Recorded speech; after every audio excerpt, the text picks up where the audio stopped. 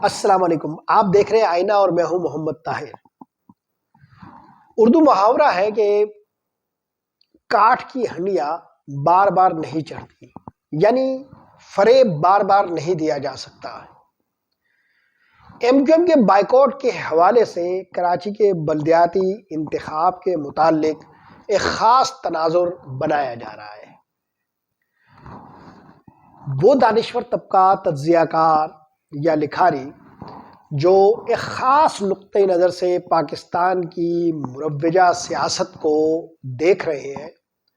اور ایک حاشیہ برداری کا کردار ادا کر رہے ہیں مخصوص بڑے پاکستان کے سیاسی تناظر میں، وہ ان دنوں یہ باور کرانے پر بھی تلے ہوئے ہیں کہ ایم کیو ایم کا بائیکاٹ دراصل کراچی کے حالیہ بلدیاتی انتخاب کے ٹرن آؤٹ پر اثر انداز ہوا ہے، یعنی ووٹنگ کی شرح پر اثر انداز ہوا ہے۔ یہ ایک فضول استدلال ہے جس پر میں بعد میں بات کروں گا، لیکن ابھی میں اس سوال کا پہلے جواب دینا چاہتا ہوں جو ہم سے بار بار پوچھا جا رہا ہے کہ آخر کراچی بلدیاتی الیکشن کا ایم کیو ایم نے بائیکاٹ کیوں کیا؟ بظاہر تو ایم کیو ایم نے ایک بڑا ڈیکوریٹڈ استدلال اس حوالے سے کراچی کی حلقہ بندیوں، کراچی کے حقوق اور اسی طرح کے دوسرے تناظر پیدا کر کے جو ہے وہ دیا ہے، لیکن در حقیقت حالیہ کراچی کے بلدیاتی انتخاب میں ایم کیو ایم کا بائیکاٹ پیپلز پارٹی، اسٹیبلشمنٹ اور ایم کیو ایم کے اتحادی جماعتوں کی مجبوریوں کے ملے جلے معاملات کے ساتھ مل کر عمل میں آیا تھا۔ ایم کیو ایم کے بائیکاٹ کا تناظر کافی بڑا ہے اور اس کا تعلق ملک کے آئندہ کے سیاسی حالات اور عام انتخابات سے ہے، لہذا میں اس پر خاص طور پر آپ کی توجہ مبذول کرانا چاہتا ہوں۔ ایم کیو ایم کے بائیکاٹ کی ایک وجہ بالکل سادہ تھی، اور وہ یہ کہ ایم کیو ایم کی 3 جماعتوں یعنی پی ایس پی، ایم کیو ایم پاکستان اور ایم کیو ایم بہادرآباد گروپ کا جب اکٹھے عمل میں آیا تو یہ انضمام، یہ اتحاد کارکنان کی سطح پر اس طرح نہیں ہو سکا تھا۔ پھر کراچی کے بلدیاتی الیکشن بالکل سامنے تھے، چنانچہ ایک بڑا مسئلہ ایم کیو ایم کے اس اکٹھ کو یہ درپیش تھا کہ ان تینوں جماعتوں نے بلدیاتی انتخاب کے لیے اپنے امیدواروں کو پہلے سے ہی میدان میں اتارا ہوا تھا۔ کراچی کے بلدیاتی انتخابات 4 مرتبہ ملتوی ہو چکے تھے اور ان تینوں جماعتوں کے امیدواران مختلف حلقوں میں میدان عمل میں تھے۔ آپ اچھی طرح جانتے ہیں کہ قائدین تو آپس میں معاملات طے کر لیا کرتے ہیں یا طے کر لیا کرتے ہیں، مگر کارکنان کی سطح پر جو تعصب اتر آتا ہے وہ جاتے جاتے کافی دیر لگاتا ہے۔ چنانچہ ان تینوں جماعتوں کے قائدین نے جب 22 اگست کی الطاف حسین کی تقریر کے بعد انتشار کی حالت میں ایک دوسرے پر جو الزامات لگائے تھے اور ایک دوسرے کے خلاف جو متلیہ کی تھی، اس کے دھبے اور داغ اور اس کے چھینٹے ان کارکنان کے دامن پر پڑے تھے۔ کارکنان یہ جنگ لڑ رہے تھے، انہوں نے تو ایک دوسرے کے خلاف گفتگو کر لی تھی، مگر کارکنان کی سطح پر اس حوالے سے جو تعصب اتر آیا تھا وہ ابھی تک برقرار ہے۔ بلدیاتی انتخابات میں جب ان کے امیدواران الگ الگ میدان میں تھے تو جب اتحاد ان تینوں جماعتوں کا روبہ عمل آیا تو یہ مسئلہ درپیش تھا کہ تمام حلقوں میں ایک امیدوار کیسے اتارا جائے۔ ان تینوں جماعتوں کے امیدواران بضد تھے کہ انہوں نے 4 دفعہ ملتوی ہونے والے ان انتخابات میں اپنی سرمایہ کاری کی ہے، انتخابی مہمات چلائی ہے، اور اب ان کے لیے ممکن نہیں ہے کہ اپنے اتنے سارے اخراجات سے وہ دوسرے کینڈیڈیٹ کے لیے دستبردار ہو جائیں۔ چنانچہ یہ لڑائی کافی پھیل سکتی تھی۔ آپ اچھی طرح جانتے ہیں کہ اس اتحاد سے ذرا پہلے جب ایک اجلاس ہوا تھا ان تمام قائدین کا متفقہ، تو انہوں نے یہ تاثر دیا تھا ذرائع ابلاغ کو کہ غالب رائے الیکشن میں جانے کی ہے، اور یہ بات درست بھی تھی۔ مشاورتی عمل میں جو غالب لوگ تھے وہ یہی رائے دے رہے تھے کہ ہمیں خالی میدان نہیں چھوڑنا چاہیے اور میدان میں اتر آنا چاہیے، مگر پہلا مسئلہ ایم کیو ایم کو کارکنان کی سطح پر یہ درپیش آیا اور امیدواران کی سطح پر یہ زیادہ پھیل گیا اور وہ ایک دوسرے کے حق میں دستبردار ہونے کو تیار نہیں تھے۔ مگر ایک دوسری بڑی وجہ تھی اور وہی اصل وجہ تھی۔ اس وجہ کے باعث جس کا میں ابھی ذکر کرنے لگا ہوں، یہ جو مسئلے درپیش آئے اس کو بنیاد بنا کر انہوں نے آپس میں انتخابی عمل کے بائیکاٹ کا فیصلہ کیا۔ یہ بڑی وجہ یہ تھی کہ جن ہاتھوں نے ایم کیو ایم کو پچھلی 3-4 دہائیوں سے پالا ہے اور جن کے پنگھورے میں یہ جھولتی رہی ہے بااثر اور مقتدر قوتوں کے، انہوں نے ان تینوں گروپوں کو اکٹھا اس لیے کیا تھا کہ انہیں عام انتخابات میں پی ٹی آئی کا راستہ روکنا تھا۔ یعنی اس اکٹھ نے اگلے عام انتخابات میں پی ٹی آئی کا راستہ روکنا ہے اور بااثر قوتوں نے انہیں اکثریت دلانی ہے، مگر یہ اکثریت چونکہ عوامی سطح پر حمایت کی شکل میں موجود نہیں ہے، تو یہ اکٹھ دراصل ایک استدلال کے پیرائے میں اگلے عام انتخابات کے نتائج میں بیان ہونا ہے، اور وہ یہ کہ ایم کیو ایم کا جو ووٹر تھا وہ ناراض تھا، مختلف گروپوں کی شکل میں بٹا ہوا تھا، مگر جب یہ اتحاد روبہ عمل آیا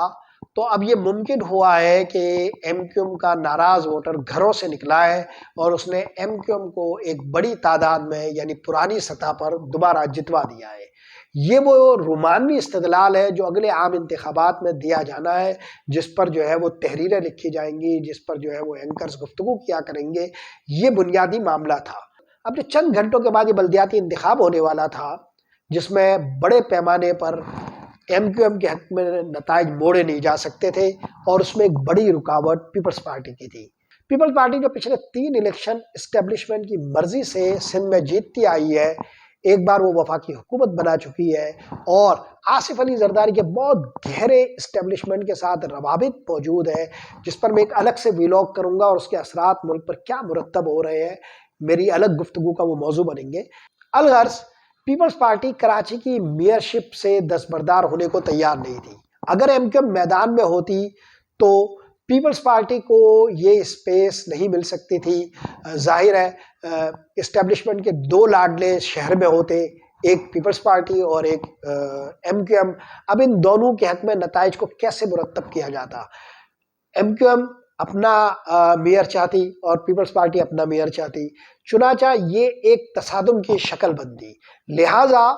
ایم کیو ایم، پیپلز پارٹی اور اسٹیبلشمنٹ تینوں کے لیے آسانی یہ تھی کہ ایم کیو ایم اس انتخابی عمل سے نکل جائے اور پیپلز پارٹی کا راستہ صاف کر دیا جائے۔ یہ بنیادی حکمت عملی خاص سطح پر اختیار کر لی گئی، اور پیپلز پارٹی یہ اشارے دے چکی تھی کہ اگلا میئر ان کا ہی ہے، اور بلاول بھٹو نے انتخاب سے 1 روز پہلے یہ دعویٰ بھی کر دیا تھا کہ کراچی میں میئر ان کا ہی ہوگا۔ مگر بظاہر ایم کیو ایم کے بائیکاٹ کے لیے جو دلیلوں کی گوٹا کناری کی گئی، وہ انتخابی حلقہ بندیوں اور اس سے متعلق دوسرے جو نکات ہیں اس کی بنیاد پر تھی۔ ہمارے کچھ تجزیہ کار یہ عرض کر رہے ہیں، اور لکھنے والے لکھ بھی رہے ہیں، کہ کراچی میں ایم کیو ایم کے بائیکاٹ کے باعث پولنگ کی شرح کم رہی۔ یہ ایک فضول استدلال ہے۔ پولنگ کی شرح پورے سندھ میں مجموعی طور پر کم رہی۔ جہاں ایم کیو ایم انتخابات میں حصہ نہیں لیتی اور جہاں پیپلز پارٹی کا توتی بولتا ہے، وہاں بھی انتخابی عمل میں پولنگ کی شرح کم و بیش اتنی ہی ہے جتنی کراچی میں تھی۔ یعنی ایم کیو ایم کے نکلنے سے وہ پولنگ کی شرح جو مجموعی طور پر پورے سندھ میں ہے وہ کوئی کم نہیں ہوئی، اور جہاں پیپلز پارٹی کا توتی بولتا ہے وہاں پیپلز پارٹی کے سرگرم حصہ لینے سے اس انتخابی عمل کی شرح کوئی بڑھ نہیں گئی۔ اگر تو یہ جوہری فرق واقع ہوتا تو اس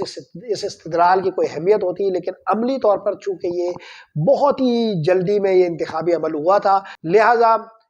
جتنی جلدی میں یہ الیکشن ہوا ہے اس میں عوامی تعلق جتنا ہو سکتا تھا، عوام جتنا پارٹیسپیٹ کر سکتی تھی، اتنا ہی آپ نے دیکھا۔ اس کا کسی جماعت کے بائیکاٹ سے کوئی تعلق نہیں تھا۔ در حقیقت ایم کیو ایم کے انتخابات میں حصہ نہ لینے سے باقی جماعتوں کو راستہ نہیں ملا، چونکہ ایم کیو ایم کے پاس گنجائش نہیں تھی، یا ایم کیو ایم کے لیے کوئی راستہ ان انتخابات میں نہیں تھا، اس لیے ایم کیو ایم نے خود اس انتخاب میں حصہ نہیں لیا۔ ایم کیو ایم کے اکٹھ کے بعد انتخابات میں حصہ لینے یا نہ لینے سے کراچی کے انتخابی عمل پر کوئی بہت جوہری فرق واقع نہیں ہو سکتا۔ یہ حقیقت تمام لوگ جانتے ہیں، مگر وہ بااثر قوت ہے جو ایم کیو ایم کے اس اکٹھ سے عام انتخاب میں ایک ماحول بنانا چاہتی ہے، اور یہ دلیل دینا چاہتی ہے کہ پی ٹی آئی کا راستہ اس لیے رک گیا کہ اب یہ تمام قوتیں متحد ہو گئی ہے، اور ان قوتوں کے اتحاد اور انضمام کے بعد جو ایم کیو ایم کا ووٹر ہے وہ باہر نکل آیا ہے، وہ حقائق کو جانتے ہوئے اس تصور پر بھی کام کرتی رہی ہے کہ کیا الطاف حسین کو کراچی کی سیاست میں ایک بار پھر مربوط کر دیا جائے اور الطاف حسین کا جو ہیولا ہے وہ کراچی پر پھر سایہ فگن ہو جائے۔ مگر بانی متحدہ الطاف حسین کی قوت بھی ان تین گروپوں کی طرح ایک چوتھے گروپ والی ہے، اور عملی طور پر کراچی کا جو اجتماعی شعور ہے یا سندھ کے اندر اردو بولنے والوں کا جو اجتماعی شعور ہے وہ اپنے ذہنی سانچوں سے ان قوتوں کو کھرچ چکا ہے۔ بہت کم لوگ یہ جانتے ہیں کہ الطاف حسین کی قوت کے حوالے سے بھی کراچی اور سندھ کے دیگر اردو بولنے والے علاقوں میں اندازے لگائے جا چکے ہیں۔ جن لوگوں کی نظر ان انتخابات میں پوری طرح اس پورے کھیل پر نہیں تھی، انہیں یہ اندازہ ہی نہیں کہ M Q M London Hyderabad کے اندر اپنی قوت آزما رہا تھا، اور وہ بلدیاتی انتخابات میں حیدرآباد میں تالے کے انتخابی نشان پر حصہ لے رہا تھا۔ مقتدر قوتوں نے الطاف حسین کی قوت کا اندازہ لگانے کے لیے اپنا منہ خاموشی سے پھیر لیا۔ وہ جاننا چاہتے تھے کہ کیا ایم کیو ایم لندن کوئی حیدرآباد کے نتائج میں اثر پیدا کرنے کے قابل ہے یا نہیں۔ اس سلسلے میں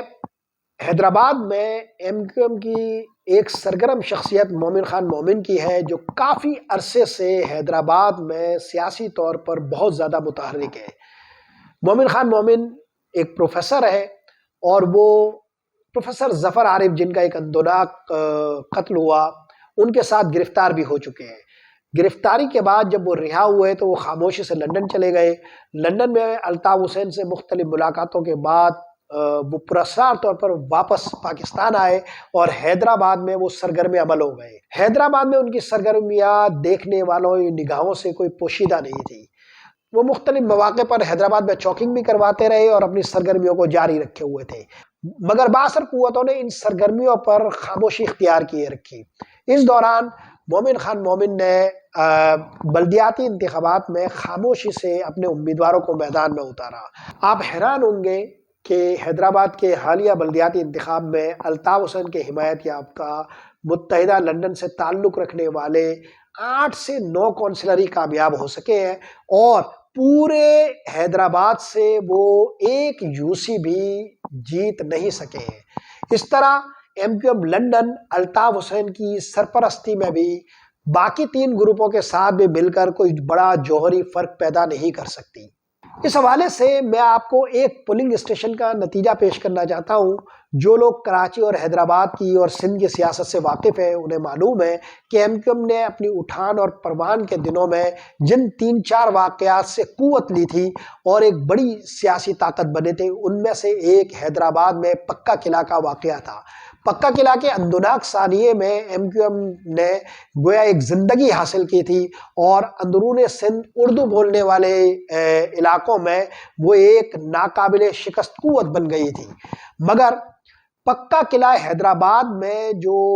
M Q M London group کے نتائج ہیں، اس سے آپ ذرا اگر آگہی لیں تو آپ کو اندازہ ہوگا کہ الطاف حسین کی موجودگی میں بھی کراچی میں ایم کیو ایم کا کیا حال ہونے والا ہے، یا سندھ کے اردو بولنے والے علاقوں میں کیا نتیجہ نکلنے والا ہے۔ پکا قلعہ کے پولنگ اسٹیشن میں کل 2296 ووٹ تھے، مگر پکا قلعہ کے اس پورے پولنگ اسٹیشن سے جہاں 2296 ووٹ تھے، ووٹوں کی کل کاسٹنگ صرف 114 ووٹ تھے۔ 114 ووٹوں میں پیپلز پارٹی نے صرف 10 ووٹ لیے، جبکہ متحدہ لندن کو صرف 59 یعنی 59 ووٹ ملے ہیں۔ اسی پولنگ اسٹیشن سے پی ٹی آئی کے 36 ووٹ نکلے ہیں، یعنی پیپلز پارٹی سے زیادہ۔ اس پولنگ اسٹیشن میں جہاں ارد گرد کے سارے گھر کبھی ایم کیو ایم سے وابستہ تھے، جہاں الطاف حسین کے نعرے گونجتے تھے، جہاں الطاف حسین کا طوطی بولتا تھا، وہاں 2296 ووٹوں میں سے صرف 114 ووٹ پڑ سکے ہیں۔ گویا الطاف حسین کی موجودگی میں بھی اگر ان تمام ایم کیو ایم کی قوتوں کو اکٹھا کر لیا جائے تو یہ کوئی بہت سحر انگیز نتائج یا کوئی بہت معنی خیز فرق پیدا نہیں کر سکتے، مگر بااثر حلقے یہ چاہتے ہیں کہ ایم کیو ایم کے اس اکٹھ کے ذریعے کراچی کے اندر عام انتخابات میں اس رومانوی استدلال کا سہارا لیا جائے کہ یہ لوگ چونکہ منتشر تھے لہذا ان کا ووٹ بینک ناراض تھا، اور اب ان کے اتحاد کے بعد یہ سب یکجا ہونے کے بعد دراصل وہ جو ناراض ووٹ بینک تھا وہ یکجا ہو گیا ہے۔ مگر عملی طور پر یہ تمام لوگ مختلف انتخابات، ضمنی انتخابات میں ٹیسٹ ہو چکے ہیں۔ آخری ٹیسٹ الطاف حسین کا باقی تھا، وہ بھی حیدرآباد میں ہو چکا، اور تالے کے انتخابی نشان پر لڑنے والے اکثر امیدوار ہار گئے۔ 8-9 کونسلرز صرف جیت سکے ہیں، اور کوئی یو سی بھی ایم کیو ایم لندن حاصل نہیں کر سکی۔ افسوسناک عمل یہ ہے کہ اس پورے انتخابی عمل میں جو انتہائی اہم تناظر تھے وہ ہماری توجہ کے مستحق نہیں ٹھہرے۔ ہماری صحافت اور ہماری سیاست جس متعصبانہ تقسیم کے شکار ہے اس میں نتائج اپنی مرضی کے ہی اخذ کیے جاتے رہے۔ افسوسناک عمل یہ بھی ہے کہ بااثر قوتیں جو نتائج پیدا کرنا چاہتی ہے اس پر اپنا کنٹرول کھونا نہیں چاہتی، اور ایم کیو ایم کے ذریعے مستقبل کے جو خواب بنے گئے ہیں وہ ابھی تک برقرار ہیں۔ ایم کیو ایم اب اردو بولنے والے علاقوں کے اجتماعی شعور کا حصہ نہیں رہی، یہ خود شکستگی کے شکار ہے، اور اس کی طبعی عمر پوری ہو چکی ہے۔ الطاف حسین ساتھ ہو یا نہ ہو، تینوں گروپ اکٹھے ہو جائے یا نہ ہو، الگ الگ یہ کھڑے ہوں یا اکٹھے کھڑے ہوں، کسی بھی صورت میں یہ کراچی یا اردو بولنے والے سندھ کے علاقوں پر کوئی بڑا اثر ڈالنے کی پوزیشن میں نہیں رہے۔ آج کے لیے یہی کچھ۔ محمد طاہر کو اجازت دیجیے، اللہ نگہبان۔